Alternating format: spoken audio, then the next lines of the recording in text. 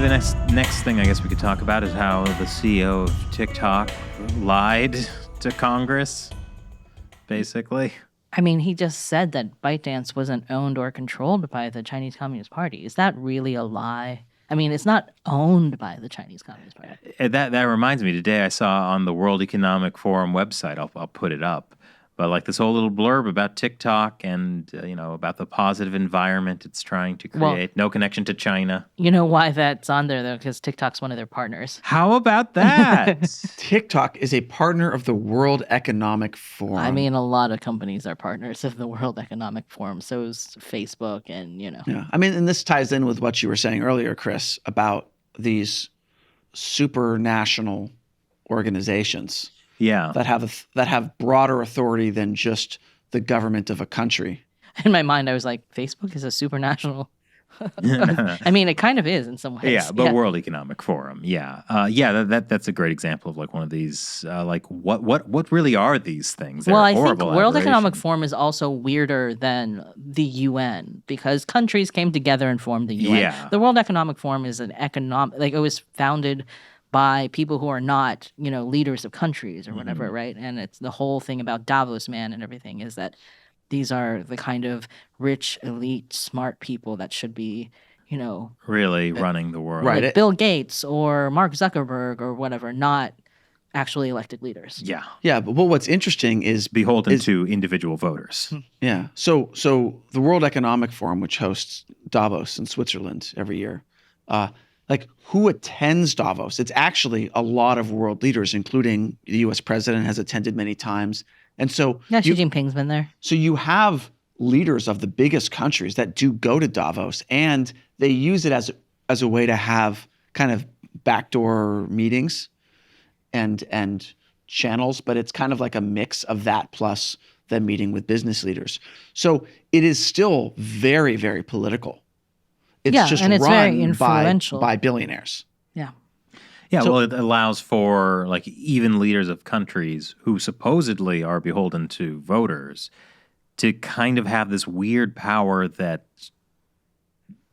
it's not seen by. Right, it's totally outside voters. And there's also a weird celebrity element to it as well, like the way that it's covered in the media and stuff like that. It's like, who's going to Davos this year, et cetera, et cetera.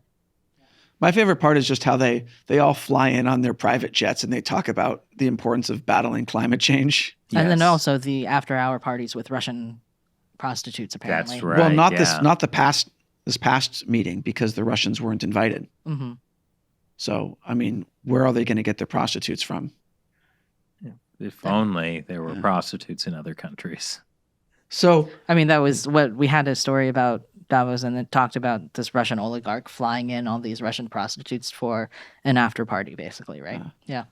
Just to give the context of why we're talking about Russian prostitutes. And also to emphasize that the World Economic Forum is awful. If you didn't get that from their promotion of TikTok. So I have an idea for a TV show. It's called Super National, and it's about these two, ordinary guys who, team up to fight these supranational powers. Okay. How do they fight them? With words. This is a newly developed concept. Maybe words and some kind of, I don't know, podcast. Hey, Hollywood, if you're watching right now, bidding starts. Yes, this is an A+ pitch. I imagine them actually being more like Jason Bourne type characters who are, awesome. Podcast hosts by day, assassins by night. Yeah, it sounds like you're talking about assassination. Yes. No, Jason Bourne was kind of messed up. Yeah, but I mean, I don't mean what the government wanted him to do, because he didn't. He tried to be good after he woke up from. He lost all his memories. Yeah. Okay. That's the point. He tries to do something good and take down the baddies. Oh, that reminds me of an episode of Babylon 5. Go on, Chris. They have this punishment where, if you're a murderer or something, they use psychics to wipe your memory and personality, and then you're a new person and you are reintegrated in society. That's terrifying. It is terrifying. Yeah, and they kind of talk about that. That's actually like what the CCP does, only opposite. Because the CCP, if you're like a religious person or a dissident, they try to brainwash you into becoming just like Communist Party officials. So they try to wipe out the good part and replace it with the evil part. It's kind of like Babylon 5. I've heard of Babylon 5. Yeah. We should have an entire podcast about Babylon 5. Yeah, I'm going to push it until I get more people to watch it. Well, except Matt and I will have not watched Babylon 5, so the entire podcast will be stuff like this. Yeah. Well, but we're talking about TikTok and how we got into this because TikTok is one of the partners of the World Economic Forum. Yeah, that was a rabbit hole we slipped down. But TikTok, the CEO testified before Congress and basically flat out lied to Congress and the American people, just flat out lied. Yeah, he said the Chinese company that owns TikTok, ByteDance, has no connection.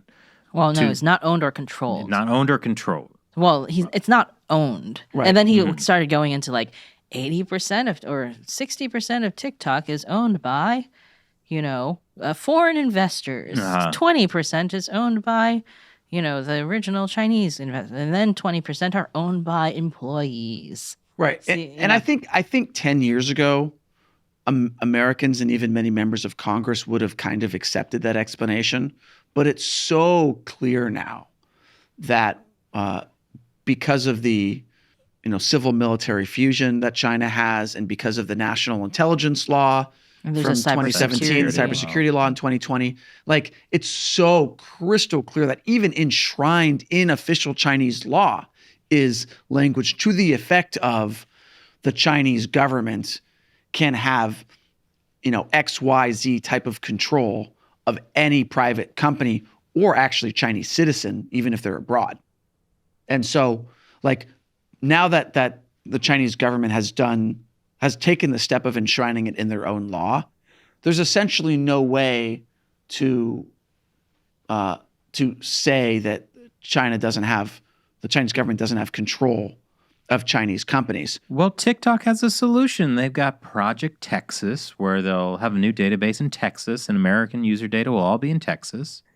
They're working with Oracle, that's right. Oh, I trust Oracle. Well, Oracle is also like, we don't control. They're using our cloud computing systems, but we don't know what they're doing with them. Like, they're like, we can't guarantee anything here.